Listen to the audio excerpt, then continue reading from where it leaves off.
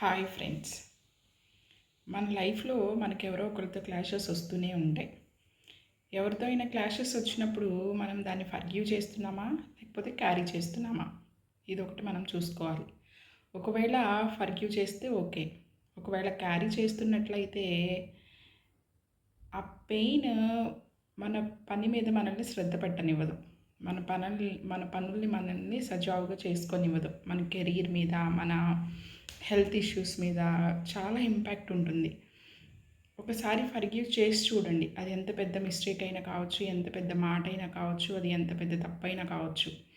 ఎందుకంటే ఫర్గివ్‌నెస్ అనేది వీక్‌నెస్ కాదు. That is our inner strength అనమాట. మన ఇన్నర్ స్ట్రెంగ్త్ ఫర్గివ్‌నెస్.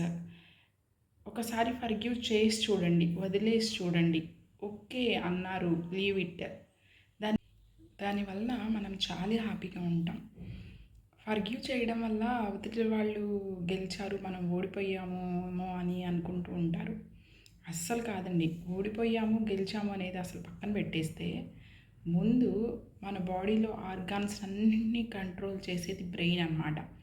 ఆ బ్రెయిన్ షార్ప్గా యాక్టివ్గా లేదనుకోండి, మనసు కరెక్ట్గా ఉంటే బ్రెయిన్ ఫంక్షన్ కరెక్ట్గా వర్క్ చేస్తుంది. మన మనసు హ్యాపీగా లేదనుకోండి, బ్రెయిన్ కూడా కరెక్ట్గా వర్క్ చేయదు.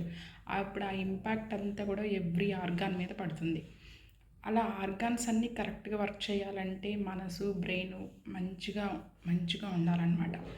వాళ్ళు హ్యాపీగా ఉన్నారో లేదో, వాళ్ళు ఎలా అన్నా ఉండనివ్వండి, మనల్ని ఒక మాట అనేసి దాన్ని తీసుకొని పదే పదే పదే పదే పదే పదే దాని గురించి ఆలోచిస్తుంటే అది మన హెల్త్ మీద డెఫినెట్గా ఇంపాక్ట్ ఉంటుంది. సో ఫర్గివ్ చేద్దాం, చేసి హ్యాపీగా ఉందాం.